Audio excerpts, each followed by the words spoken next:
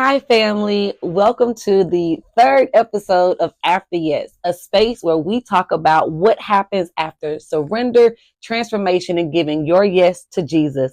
I'm your host, Andrine Dene, and I'm excited to have you here for this third episode. This episode is titled When Our Yes Didn't Align. In this episode, I am sitting down with my husband to talk about what it looked like for us to be on two different spiritual journeys. When I gave my yes and when he was still struggling to figure out surrender. We're going to talk about what it meant for him to meet me in my mess, the battles he was facing at the time, and how God has transformed us individually and as a couple. This is a raw, honest conversation about grace, patience, identity, and the power of God's timing in our marriage. Welcome to After Yes.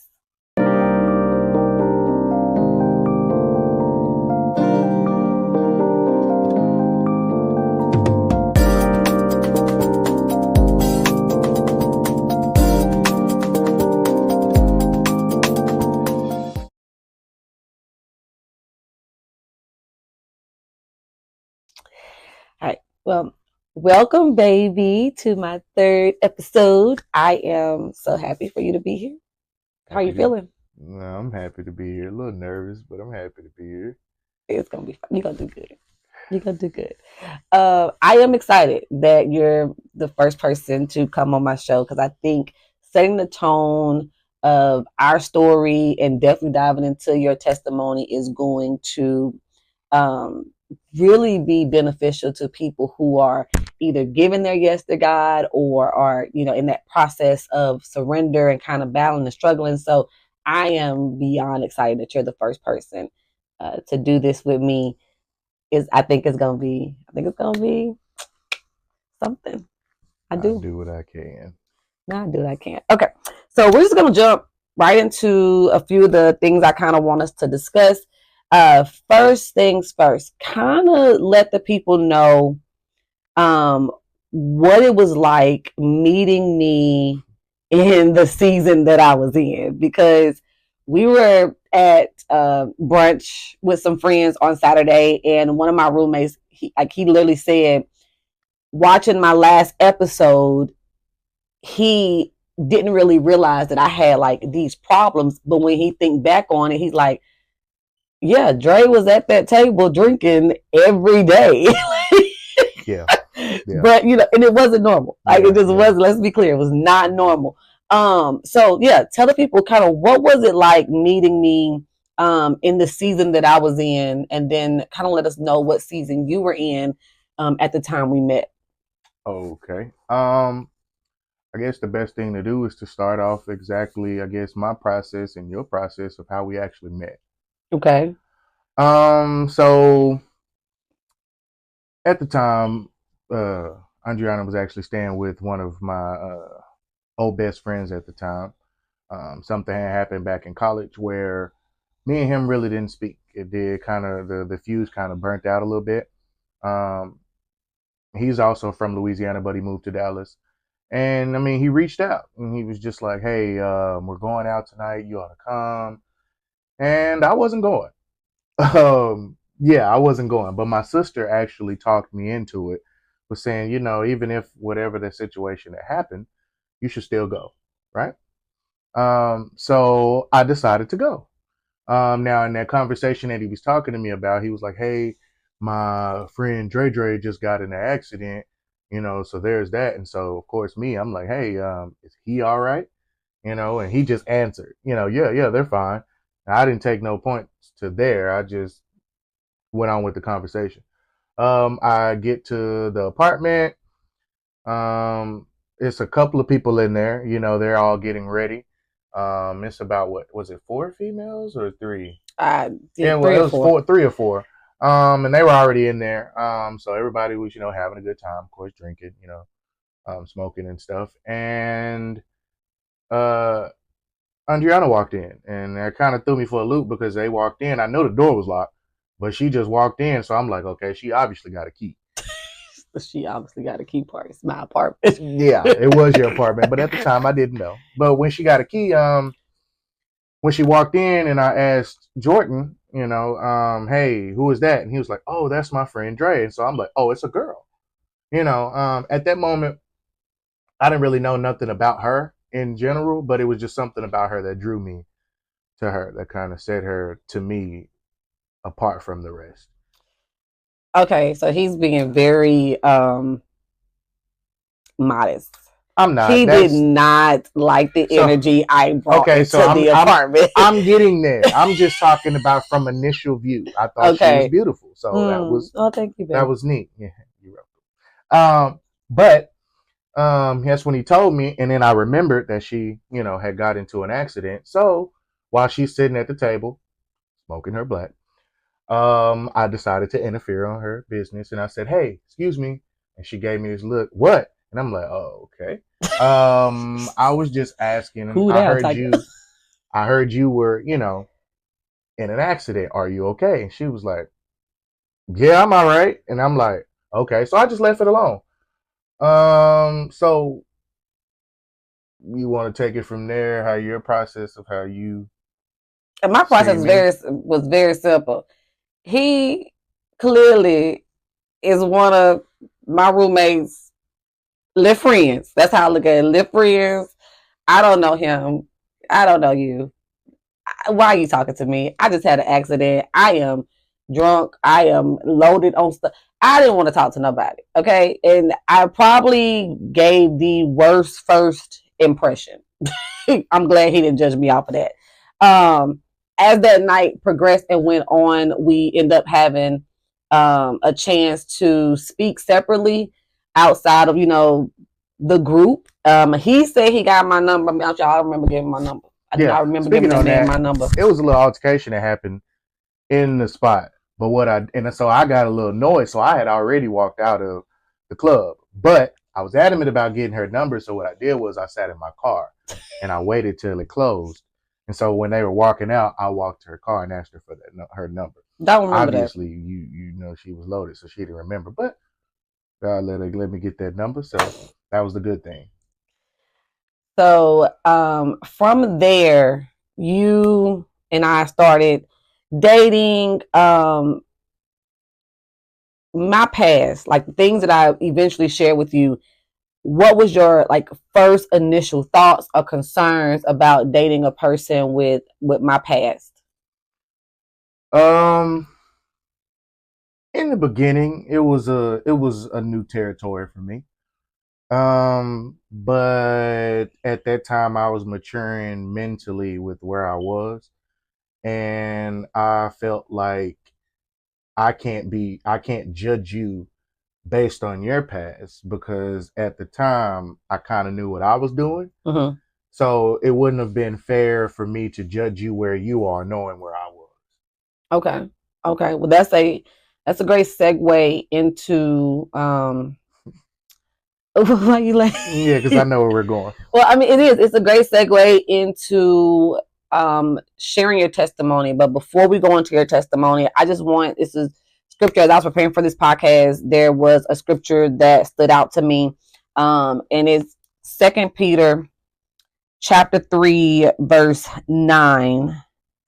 Um the Lord does not delay his promise, as some understand delay, but is patient with you, not wanting any to perish, but all to come to repentance. And I think that's just not a promise to me, but it's a promise to everyone that's really out there living in the world. God really is trying to give us this gracious amount of time to come to know him, and to repent and really live a life surrendered to him. So I know your journey because I know you. I know Yeah. your journey to where you are today wasn't easy. So, to what you're comfortable sharing, kind of give us some insight into what God has delivered you from, Yeah. and what did that look like for you?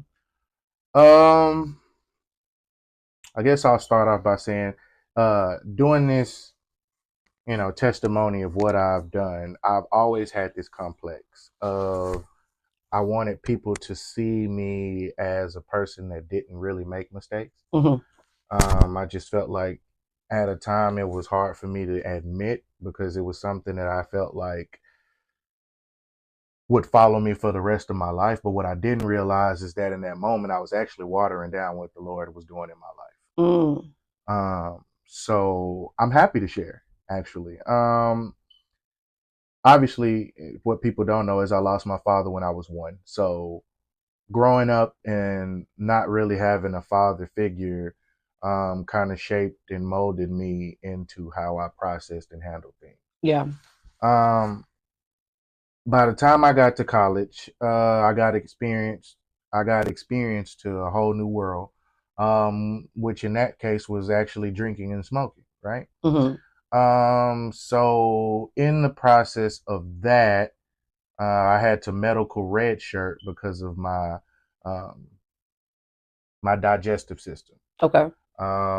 And when I got the option to ask, the coach asked me would I could go back to playing football, but if I got sick, he would kick me out of school, or I could medical redshirt. Now, backtracking to it, I always felt at the time, which is something I put on myself, but I just felt like I was always the person that needed to make it because I was responsible for taking care of my family.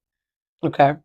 So when I made that decision to not go with sports and to medical red shirt, that night I went on the 50-yard line and I cried for hours because it was at that moment I felt like I had lost everything that I was working Mm.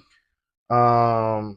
I went into a deep depression. I went heavier into drugs and drinking, which translated over to how I dealt with things. That was my go-to. I didn't feel like whenever time stress or anything came in my direction at the time, I just felt like I didn't want to deal with it. So I would tend to go to smoking and drinking to, in that moment, think that I was escaping what I was dealing with. But in reality, I was just hitting pause on Yeah. it. And fast forward to meeting you, which is why I say I couldn't judge you, because in that moment, I was still doing what I just explained. Yeah. So it wouldn't have been fair logically for me to try to look at you and the things that you were doing, knowing that I was doing that and probably worse. Yeah. Um, so fast forward, I give the Lord my umpteenth yes. And that's when we were together, we got married and all this other stuff. And I think I was in a position of faking it till you make it. I wasn't really giving the Lord my yes. I was giving the Lord my visual yes, but not my personal yes. Mm. I was giving him a yes that I felt like everybody else could see, but forgetting at the fact that the Lord knows my heart. So, though I gave him a yes publicly, internally, I was still doing my own thing. Yeah. Um, and I think the Lord at one point got sick of it. He was just like, look, I have a plan for your life. I got something I got for you to do. And I'm not necessarily sure if it's for me or for somebody else, but you're going to get you some act right. So he put me through all types of trials and tribulations. Um, and I just got to the point where I was fed up, Mm-hmm. like I was just fed up with, I feel like I was just repeating the same cycle, but just in different scenarios. And it was like it was like he was saying, like, you don't get your stuff together, I'm gonna keep you going through this. Like you Yeah. gonna get tired before I do, Yeah. because you my child and I love you and I'm not gonna give up on you.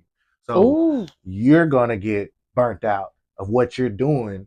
His discipline Yeah, for the one, because he loves. Yeah. yeah. It was disciplinary, and it was like I'm gonna keep letting you fall Mm-hmm. and relive this exact thing until you fully trust me.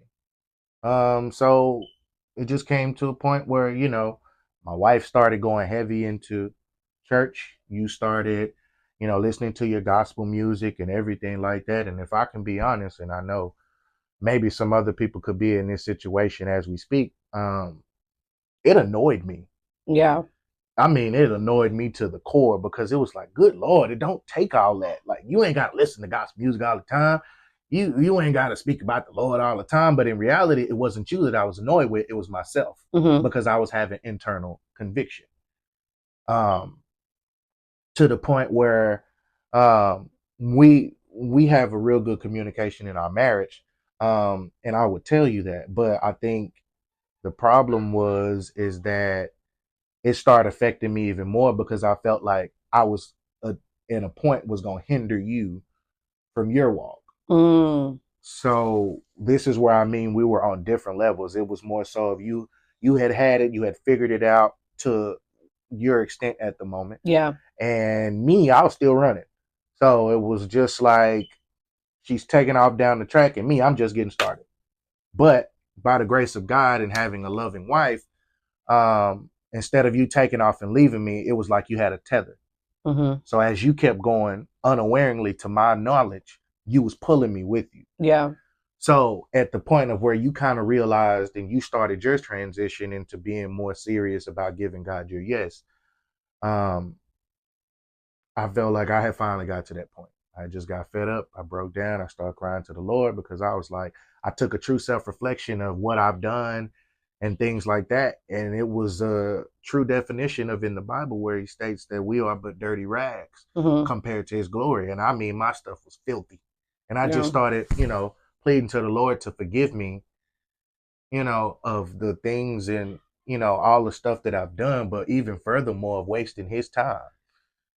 Well, you're never wasting his time. Right. You get what I'm saying? Right. That's what our process looks like, because your affliction is going to bring someone else comfort.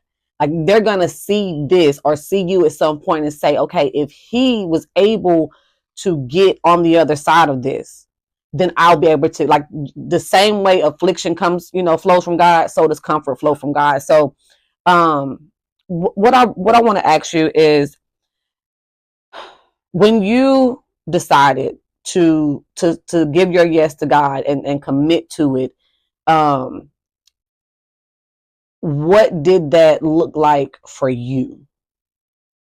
Um, the best way I can sum it up is life changing, honestly. I used to get high and I felt like at the time the things that I was coming up with and I was doing, it was like, I need to get high to do this, or I need to get high to do that. That was a part of our regular Yeah, thing that as a was a couple, thing. though. Yeah, Like, yeah, as a yeah, yeah. couple, we were like that. Like, It it was it a was a yeah. whole process, and then I would hear you, have those conversations about, because I mean, it didn't start off, and let me be clear, it didn't start off when she started getting into church as this support system. It was more so of a push that I received from you, Yeah. But the thing was, is that it wasn't what I necessarily needed. I didn't need the push. If anything, I was resisting because of the push. Yeah. But what the one thing that stood out to me is that as my wife, what you did was is you stopped coming to me and you went to the main source. Yeah. You started praying for me heavy. And I think what made my conviction worse is because I could hear you Mm-hmm. in there praying hard, Lord, help my husband in all these areas that, he might lack in, or the things that he's struggling with. Let him realize that you are his source, Mm-hmm. and it weighed down on me. Um, but when I actually stopped running and gave him my ultimate yes Mm-hmm. fully, um, things just started happening. And in all honesty, it was in ways that I knew, like the Lord showed his hand, because he was up there showing out, because it was like, you realize that this didn't happen. Nobody could do this but me. But me. Yeah. You know, Yeah. I feel like sometimes God um, puts us in positions just so he can show his hand. You know, he was stripping me of pride. He was stripping me of going to other vices. But as the song says, the process of that is that I had to give up something costly too. Now, Yeah. don't get it misconstrued, because we'll never be able to give up enough of what he's actually giving us. Yeah. That we won't come close. But it was what was costly to me. Mm-hmm. And I had to sacrifice those things in order to receive what the Lord has for me. You've ever seen that meme where, he's asking the little girl to give me the bear, and it's a small bear, but behind him It's the big, it's a yeah, it's way the big huge bear. bear. That's Yeah. exactly how he works. Mm-hmm. The Lord isn't going to take something away from you and give you less. If anything, he's going to take something from you and give it to you tenfold. That's also the word. So yeah, giving up my, giving God my ultimate yes, and the experience that it was for me was um, something that's hard to put into words because it's one of those taste and see moments. Yeah. Um, and man, did I taste and see. And at this point now, it's like I think it'll be ridiculous for me to go back because I think, as I stated earlier, God's love is eternal, but His grace will run out. And I don't Eventually, want to be caught them on that patience other is gonna sin. You know get what I mean? Like patience I don't gonna want to save be it. on that other side of that Yeah. because I see what it feels like for the struggle that I'm in while He's still giving me grace. So I can Yeah. just imagine what it feels like when that runs out. Yeah. So yeah, like I don't want to go back. My thought process is better. The way I look at things and handle things is so much better. All Because because of the work that God is yeah, doing. yeah, yeah, You yeah. know, Had He not, I would have still been in the same position, dealing with the same struggles. And then here I am running to Him asking, why is that? When He's like, you know why. yeah. Yeah, we tend to make excuses for things because we feel like things are going good, but that's just, again, God's grace. God's grace. That doesn't mean that we're doing the right thing. It's just that He loves us so much that He doesn't want to see us go through, but He knows sometimes it's necessary in order to get on the path that He has for us if we've redirected anywhere else. That is good. That is good. I feel like us having this moment and just the moments that we have, throughout our day to day in our marriage is a reminder to me of prayers being answered. Like a lot of people pray for these, tangible things, homes, money, cars, all of that. But like you said, I was spending a lot of time in prayer for you, for our marriage, to just be in a place where God would be pleased and He could do a work in us. And now I'm seeing the fruit of that. Yeah. And it's like, God, you already didn't have to do nothing else, right? But to see what you have done in my husband's life in front of my eyes, um, just I can't give Him enough thanks and enough praise and enough worship because I know, just saying, like, where I started. Like, I know where we started. I know where you started. To see where you are today, I mean, it is nothing but God's hand on your life and the way He has orchestrated things to deliver you to where you are today. So, out of curiosity, if you had to think about a lie that you thought about surrender, that you thought, like, what's something that you, when it came to you giving God your yes, what is a lie that held you back from committing to that yes in the past? I would probably say I feel like a lot of perception, if you don't have the right teacher, can make you feel like if, for example, you fall off, Mm-hmm. you can't get back on. Like Mm-hmm. if you're riding, like in a riding situation, like if you fall off, you can't get back on. But the crazy thing is that God understands that we're human and He expects that. But the thing that He wants is for you to grow in that. Yeah. It comes with consistency in a sense. If you think about anything that you try to do when you first start off, it's not always something that you do every day. Mm-hmm. But if you tend to put it on your mind and add consistency to it, it becomes a habit. Yeah. So I think that's what held me back because I was so ashamed of not only the things of my past, but the things of present that at the time I was doing. And I Yeah. just felt like,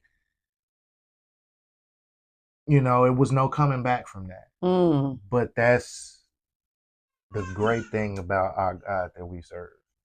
Um, He's just amazing, and is it goes back to the statement that you hear people say, I thank God that God isn't like me. Because if you think about how we would act, we would have been done. If I think about the stuff that I've done, and I would have been done with me. I would have been done with me. But that's the gracious, loving, and kind person that, that God is. It's like, you are my child. And you think about it, even with your child, like that's how you think. It's like, no matter what Owen do. Yeah, even if he upsets you and ticks you off, you even in that moment, you consistently say at the age that he is, stop that. Don't do that. Mm-hmm. But you also have those times where you're like, you know what, I'm going to let him do it because he's going to have to learn the hard way. That's exactly how the Lord treats us. But what blows my mind, and I think people don't understand, is that's a fraction of really how much the Lord loves us. And how he cares for us. Like, so if you think about the love and care that you have for your child, mm-hmm. that's a fraction of how much the Lord loves and cares for us. Yeah. We are literally made in his image. And why would he want to? And the Lord isn't a God that should lie. And he's not going to tarnish his image. Yeah. So he's going to put everything that he has into making that image exactly what it's supposed to be, whether we like it or not. Whether we like it or not. That is good. That is good. So before we close out this episode, if there is any piece of advice that you could give to a young father, a young man, or just an individual that is looking at surrender and they're afraid of letting go of what makes them comfortable, their vices, their idols, all these different things. If they're just afraid of letting it go, what advice would you give them about giving a yes to God?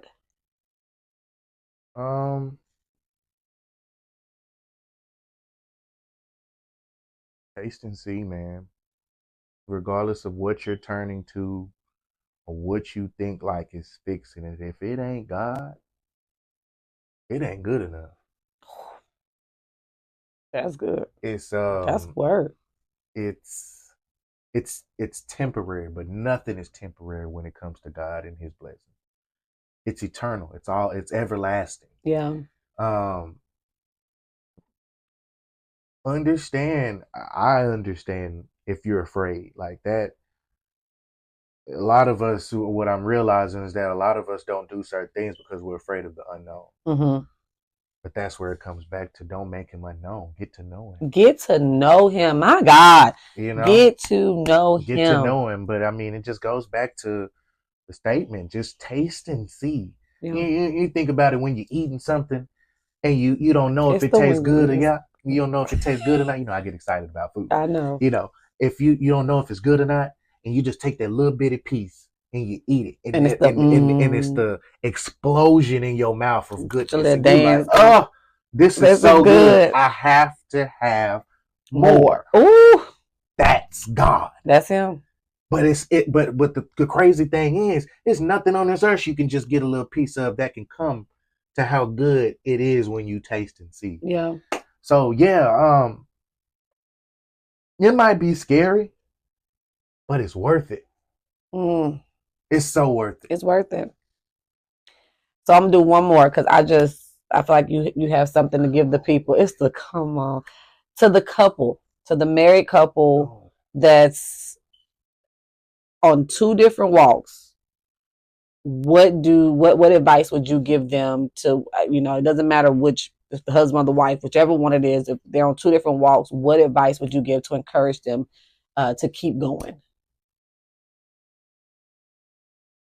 Everybody's walk is different. Mm-hmm. Married, talking, boyfriend and girlfriend, engaged. Always remember that everybody's walk is different. So if you feel like your partner isn't necessarily where you want them to be, then go to the source. Sometimes when you insert yourself into certain things, you're in the way of what God is trying to do. And I feel like that's one of the worst places is to be, is in the way of what God is trying to do. Mm-hmm. So be careful with how you deal with certain circumstances, because the Lord might be doing something in their life and you don't want to deter them from what the Lord may be wanting them to learn. So go to the source and allow God to do it. If you're clearly listening, sometimes He'll give you directions on certain things you need to do to help them move further along. Yeah. But just because y'all are not on the same wavelength, or y'all not in the same space, or one is ahead of another, doesn't necessarily mean the marriage should be something that you regret. You married that person for a reason. Just keep praying for them. Prayer changes everything. Prayer literally changes everything, and I'm a living witness of that.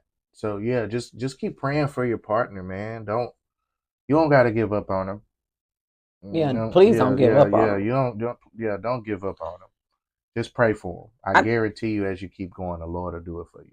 I think one of the best piece of advice that I received when we were kind of trying to figure out this, being parents and the transition of our lives changing, and, me trying to, being dedicated to my walk, and you were still in your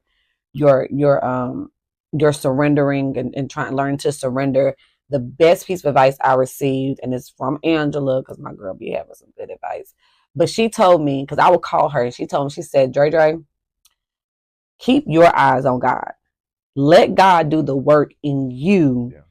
Be the example. Like, just live it. And then pray for your husband. Like, pray for him.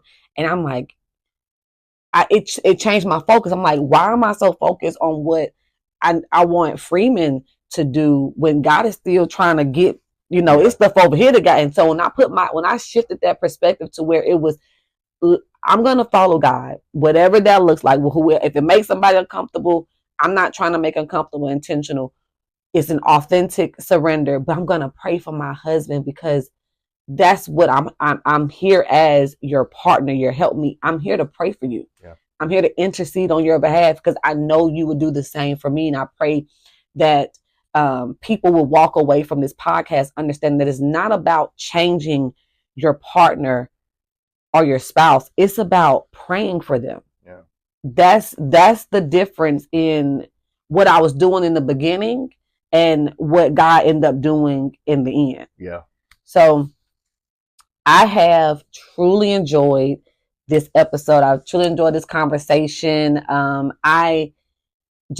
excited for what God is doing in your life. I am grateful to you as my husband, as my friend. I am in this with you to the end. I'm always going to be right by your side praying for you. And I just love that you gave your yes. And so say it with me. Let the people know that this is After Yes. Marriage isn't about perfection or synchronized timing. It is about surrender, first to God and then to one another. Today, we shared our journey, not from a place of perfection, but just from figuring out as a couple, surrendering to God. If you're in a season where your yes feels lonely, or your spouse is walking at a different pace as you, hold on to God. He is not finished with you yet. He is patient, He is intentional, and He is faithful. Before we close out this episode, of course, I would like to end with a prayer. So take a second and pray with me. Father, thank you for meeting us in our mess and never giving up on our process. Thank you for being a God who doesn't rush us, but walks patiently beside us, even when our pace doesn't match. I pray for every listener who may feel unequally yoked right now, for the one carrying the weight of surrender alone, or wondering if their yes is enough. Remind them that you are working behind the scenes, even in silence. Father God, we trust you and we love you. In Jesus' holy, mighty, and matchless name I pray. Amen. Hey family, I hope that you have enjoyed this episode, and I pray that it left an impression on you to seek God deeper in your individual walk and in your marriage. Please remember to like, share, support, and subscribe to this podcast. Until next time, keep saying yes, even when it's hard, even when it's slow, and especially when it's lonely, because the after yes is still being written by God, the one who never wastes a surrender. This is After Yes.